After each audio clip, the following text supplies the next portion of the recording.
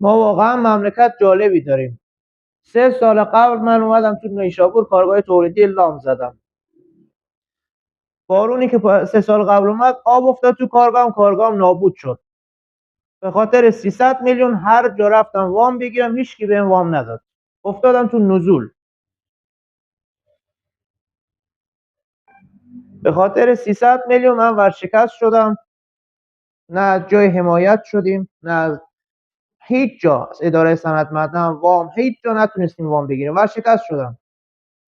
الان بعد از 3 سال خودم زیر بار بدهی که موندم هیچی.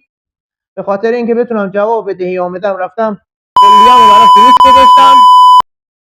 این آزمایش کلیه‌مه. کلیه‌مو برای فروش گذاشتم که بتونم جواب بدهی آمدم. حالا از این طرف حمایت که نشدیم هیچ. تامین اجتماعی اومده 160 میلیون تومان ما رو جریمه کرده به خاطر اینکه میگه شما چیز نکردین، در صورتی که من الان 1 سال ورشکست شدم و نتونستم دیگه، اصلا کارگاهم تعطیل شده.